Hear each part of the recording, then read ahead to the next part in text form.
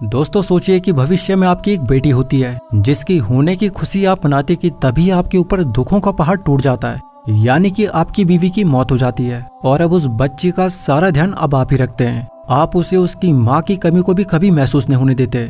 लेकिन फिर जब आपको ये पता चले कि वो आपकी बेटी आपका ही कत्ल करना चाहती है क्योंकि उसे आपके होने ना होने से कोई भी फर्क नहीं पड़ता, और आखिरकार जब आपका कत्ल हो जाता है तो उसे बहुत ही ज्यादा खुशी होती है। सुनने में भले ही आपको ये बात अजीब लगे, लेकिन आज की हमारी ये कहानी कुछ इसी तरह से आपको सोच में डालकर रख देगी। मूवी की शुरुआत में एमा नाम की एक 9 साल की लड़की को हमें दिखाया जाता है जो कि अभी अपने स्कूल के लिए तैयार हो रही होती है।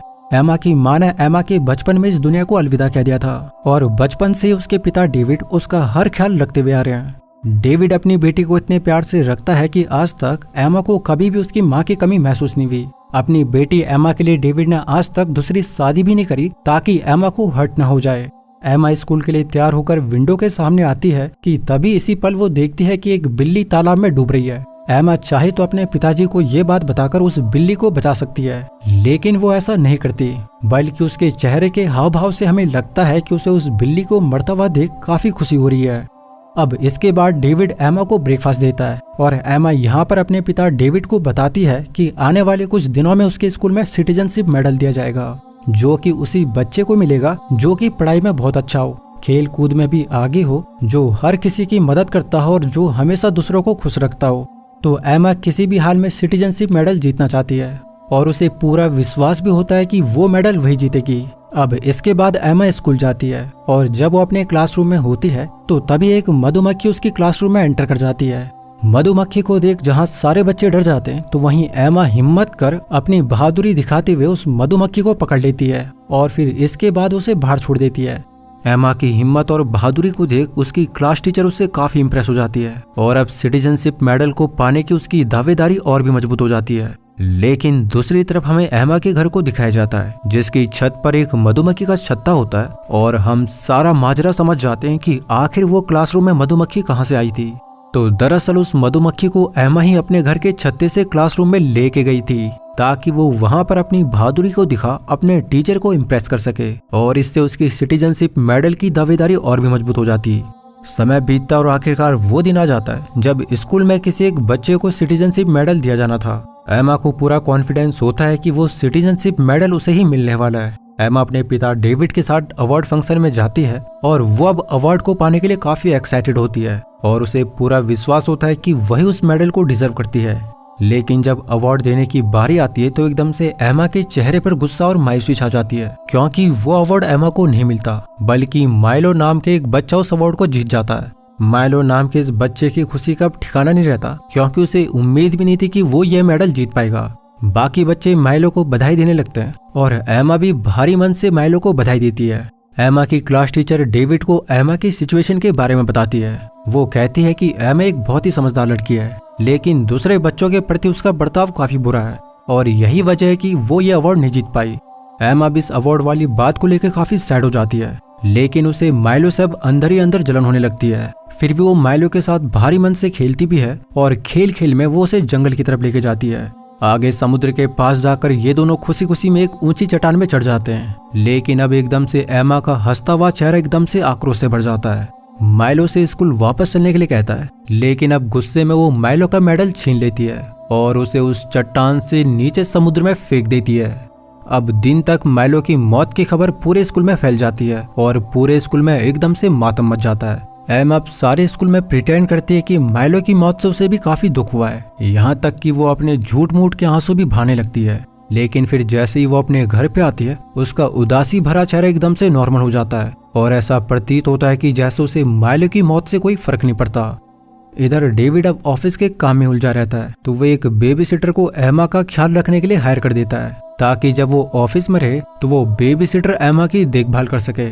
इस बेबी सिटर का नाम क्लोई होता है, लेकिन एमा को अपने पिता की ये बात बिल्कुल भी नहीं पसंद आती कि उन्होंने उसके लिए एक बेबी सिटर रख दी है। डेविड को भी पता लग गया होता है कि अवार्ड विनर माइलो की मौत हो गई है और उसे लगता है कि उसकी बेटी एमा को इस चीज से काफी दुख पहुंचा है। अब इसी रात को हमें दिखाया जाता है कि एमा की बेबी सिटर क्लोई डेविड के रूम में जाकर उसका सामान चेक कर रही होती है और एमा उसे बाहर से ऐसा करते हुए देख लेती है।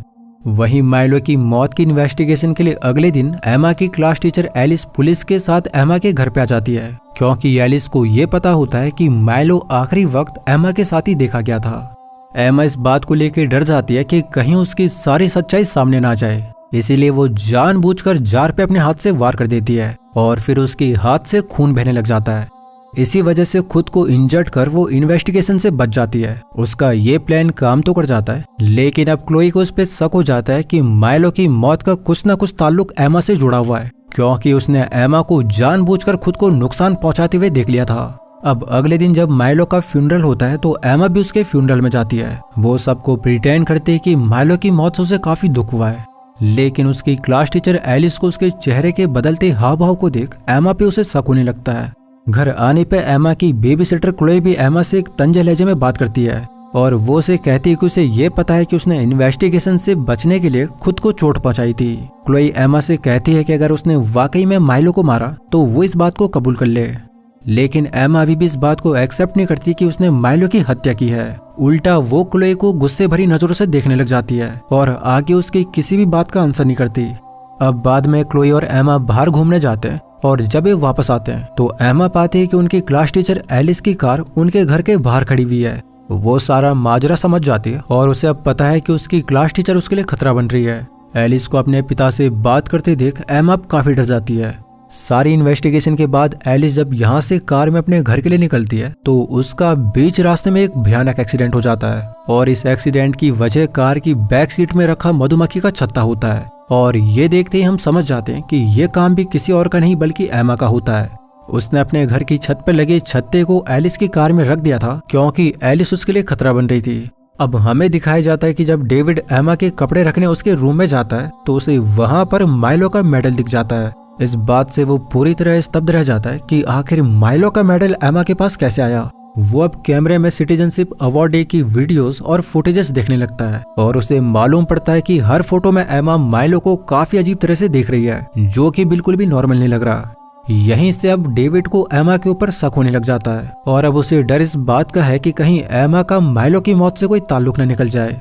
लेकिन बाद में जब एमा स्कूल से घर आती है तो वो अपने पिता को बताती है कि वो मेडल खुद माइलो ने उसे दिया था। लेकिन डेविड को अब भी उसके ऊपर शक होता है क्योंकि एमा का बिहेवियर दिन प्रतिदिन काफी चेंज हो रहा है। अब डेविड एमा को लेकर माइलो के घर जाता है और एमा की मुलाकात वो माइलो की माँ से करवाता है।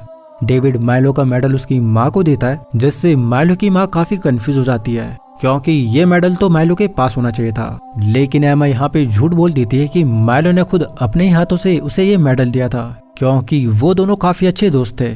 यहाँ पर फिर एक और बार एमा रोना शुरू कर देती है, लेकिन अभी वो सिर्फ दिखावा कर रही होती है। डेविड माइलो की माँ को क्लास टीचर एलिस के कार एक्सीडेंट के बारे में भी बताता है कि एलिस की कार एक्सीडेंट में मौत हो गई है। इस बात को सुन के माइलो की माँ को काफी दुख होता है, लेकिन अब डेविड को ख्याल आता है कि ऐसी घटनाएं अवार्ड फंक्शन के बाद से ही होनी शुरू हुई है, तो उसे लगता है कि इन सब के पीछे एक इंसान हो सकता है। और डेविड एमा के बदलते बिहेवियर को देख उसे एमा पे शक भी होता है, लेकिन फिर उसे ये भी लगता है कि एमा दिमागी रूप से काफी थकी हुई है, इसीलिए उसके नेचर में भी चेंज आ रहा है। डेविड अपनी बहन एंजेला से एमा के बारे में बात करता है तो फिर उसकी बहन उसे बताती है कि वो एक बार एमा को साइकेट्रिस्ट के पास लेके जाए। डेविड अपनी बहन के कहे मुताबिक एमा को साइकेट्रिस्ट के पास लेके जाता है, लेकिन अविश्वसनीय तरीके से एमा साइकेट्रिस्ट के आगे अपनी पूरी पर्सनैलिटी को चेंज कर देती है। वो साइकेट्रिस्ट के सवालों का इतने अच्छे से जवाब देती है कि साइकेट्रिस्ट डेविड को बताती है कि उसकी बेटी की दिमागी हालत पूरी तरह ठीक है। डेविड को अब इस बात को सुन के काफी राहत मिलती है और ये दोनों वापस घर आ जाते हैं। अब जब डेविड ऑफिस जाता है तो एमा की बेबी सिटर क्लोई उसके पास आती है, जो कि एमा को बताती है कि बहुत ही जल्द उसे एक स्टेप मदर मिल जाएगी। यानी कि क्लोई डेविड से शादी की बातें एमा को कहती है। एमा इस बात को सुन के बिल्कुल चुप हो जाती है, लेकिन क्लोई उसे और उकसाती है और वो कहती है कि उसे पता है कि माइलो की मौत के पीछे उसी का हाथ है और अगर वो चाहे तो एमा की सच्चाई वो सबको बता सकती है। एमा उसकी किसी भी बात का जवाब नहीं देती, लेकिन अब उसकी आंखें पूरी तरह लाल हो जाती है और यही एमा का गुस्सा क्लोई पे भारी पड़ने वाला होता है। बातें करते करते क्लोई को अब नींद की झपकी आ जाती है और जब उसकी आंख खुलती है तो वो देखती है कि एमा वहां पर नहीं है। वो पूरा घर छान मारती है, लेकिन एमा उसे कहीं पर भी नहीं दिखती। वो अब काफी घबरा जाती है और घर के बाहर वर्कशॉप में एमा को ढूंढने जाती है, लेकिन जैसे ही वर्कशॉप में एंटर करती है तो दरवाजा बाहर से बंद हो जाता है और फिर पल भर में ही पूरे कमरे में आग लग जाती है। क्लोई बाहर आने का भरसक प्रयास करती है लेकिन वो आग से पूरी तरह झुलस जाती है कि तभी इसी पल वो विंडो के बाहर उसे एमा नजर आ जाती है, जो कि क्लोई को मरता देख काफी खुश हो रही है और हमें पता लगता है कि ये आग भी एमा ने लगाई थी। क्लोई आग में झुलसकर पूरी तरह से राख हो जाती है। बाद में डेविड और पुलिस यहाँ पर आते और अब डेविड काफी फ्रस्ट्रेट हो चुका है। उससे अब एमा के ऊपर सारा शक होता है क्योंकि घर पर एमा के अलावा कोई भी नहीं था। डेविड एमा के पास जब जाता है तो उससे पूछता है कि आखिर ये कौन कर रहा है और अगर इसके पीछे वो है तो प्लीज वो उसे बताए। तो अब एमा यहाँ पे पहली बार एक्सेप्ट करती है कि अब तक जो भी कुछ हो रहा है उसके पीछे उसी का हाथ है। उसी ने माइलो की हत्या की थी, एलिस का कार एक्सीडेंट भी उसी ने करवाया था और क्लोई को भी सबसे दर्दनाक मौत उसी ने दी। लेकिन वो कहती कि वो प्लीज उसका यकीन करे, वो कभी भी किसी को नुकसान नहीं पहुंचाना चाहती थी, बल्कि जिसने भी उसका दिल दुखाया या फिर जिसने भी उसे चोट पहुंचाने की कोशिश की उसने सिर्फ उन्हीं लोगों को मारा है। एक 9 साल की बच्चे के इस बिहेवियर को देख डेविड अब सदमे में चले जाता है। इतने मर्डर्स करने के बाद भी एमा को किसी भी बात का अफसोस नहीं होता, बल्कि उसे लगता है कि उसने जो भी कुछ किया वो सब बिल्कुल सही किया। ऐसा सुनते ही डेविड के पैरों के तले जमीन सरक जाती है। वो एमा को पुलिस के हवाले भी नहीं कर सकता था क्योंकि आखिर जैसे भी हो एमा उसकी बेटी होती है। लेकिन पुलिस भी लगातार छानबीन कर रही है और बहुत ही जल्द एमा पकड़ी जाएगी। डेविड एक पिता होने का फर्ज निभाता है और वो एमा को इन सबसे दूर एक लेक हाउस के पास लेके जाता है ताकि एमा का माइंड फ्रेश हो सके और पुलिस भी उनसे पूछताछ न कर पाए। लेकिन एक दिन डेविड को पुलिस का कॉल आ जाता है और पुलिस उसे बताती है कि वो एमा से कुछ जरूरी पूछताछ करना चाहते हैं। तो डेविड पुलिस को अपना एड्रेस बताए, लेकिन डेविड एमा को बचाने के लिए यहाँ पे झूठ बोल देता है कि एमा की तबीयत अभी काफी खराब हो चुकी है और शायद ही वो अभी अपने पैरों पे ठीक से खड़ी भी हो सके। अब इसी रात को हमें दिखाया जाता है कि जब डेविड सो रहा होता है तो एमा गैस लाइन को ओपन कर देती है ताकि उसके पिता डेविड की डेथ हो जाए। लेकिन सौभाग्य से डेविड गैस को सेंस कर लेता है और उसकी सही समय पे नींद टूट जाती है। वो जल्दी से गैस लाइन को ऑफ करता है, लेकिन वो अब पूरी तरह टूट जाता है कि उसकी बेटी ने उसे मारने की कोशिश की है। जिस बेटी को आज तक उसने खरोच तक भी नहीं आने दी, उसी बेटी ने उसे आज मारने की साजिश की थी।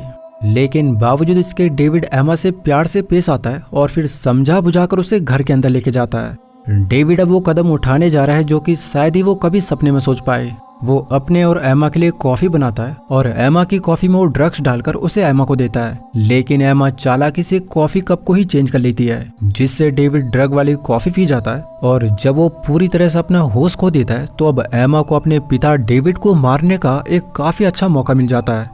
वो अपना सातिर दिमाग यूज करती है और एक गन को बेहोश डेविड के हाथ में पकड़वा कर वो डेविड को शूट कर देती है। लेकिन गरीमत ये रहती है कि उसका ये निशाना चूक जाता है। यहाँ पर एमा जानबूझकर डेविड को अपने हाथ में गन पकड़कर शूट नहीं कर सकती थी क्योंकि उसके फिंगरप्रिंट गन पे छप जाएंगे। और सबसे बड़ी बात, उसे अपने पिता को इस तरह से मारना है कि लगे कि डेविड ने सुसाइड किया है। इसीलिए वो एक और बार डेविड के हाथ में गन पकड़वाकर उसे शूट करती कि अब तक डेविड को होश आ जाता है और वो एकदम एमा से गन छीन लेता है। एमा अपने पिता से बचकर यहाँ से भाग जाती है और वो टेलीफोन से पुलिस को कॉल कर देती है। वो पुलिस को बताती है कि उसके अपने ही पिता डेविड उसे मारना चाह रहे हैं। डेविड अब एमा के इरादे भांप जाता है और उसे इस बात का डर होता है कि अगर वो एमा को नहीं मारेगा तो आगे एमा ना जाने कई लोगों को जान से मार सकती है। अपने दिल पर पत्थर रख वो अब डिसाइड करता है कि भले ही एमा उसकी बेटी है, लेकिन अब वो उसे खत्म कर देगा। वो डिसाइड करता है कि वो पहले एमा को शूट करेगा और बाद में खुद भी सुसाइड कर लेगा। लेकिन एमा अब काफी जोर जोर से चिल्लाने लग जाती है। वो आवाज लगाकर मदद की मांग करती है, जिसकी आवाज सुन लेक हाउस का मालिक यहाँ पर गन लेके आ जाता है। मालिक को लगता है कि डेविड का मानसिक संतुलन हिल गया है और वो एमा को अब शूट करने वाला है। तो अब वो एमा को बचाने के लिए डेविड को ही शूट कर देता है। डेविड जख्मी होकर नीचे गिर जाता है और एमा अपने ही सामने अपने पिता को मरता हुआ देखती है। अब तक यहाँ पे पुलिस भी आ जाती है, जो कि एमा ने ही कॉल करके यहाँ पे बुलाई थी। पुलिस के साथ यहाँ पे डेविड की बहन यानी एमा की बुआ भी आ जाती है, जो कि एमा को अपने गले से लगा लेती है। डेविड की बहन को भी यही लगता है कि डेविड ने अपना मानसिक संतुलन खो दिया था। लेकिन अब एमा को सुरक्षित देख डेविड की बहन एंजेला काफी खुश हो जाती है और वो एमा को प्यार से अपने गले लगा देती है। लेकिन इसी वक्त हम देखते हैं कि गले लगते दौरान एमा के चेहरे पे खुशी झलक पड़ती है और हमें एमा की इविल स्माइल को दिखाया जाता है, जिससे हमें ये पता लगता है कि जरूर एमा के दिमाग में कुछ ना कुछ बहुत बड़ा प्लान है। उसे अपने पिता के मरने का बिल्कुल भी दुख नहीं होता और अब डेविड की बहन एंजेला ही एमा की कस्टडी लेती है। लेकिन बेचारी एंजेला को ये नहीं पता कि वो किस साइकोपैथ को अपने घर लेके आ रही है। अब जो हालत एमा एंजेला की करेगी वो आपके इसके दूसरे पार्ट में ही पता चलेगा, जो कि जल्द से जल्द हमारे इस चैनल पे अपलोड कर दिया जाएगा।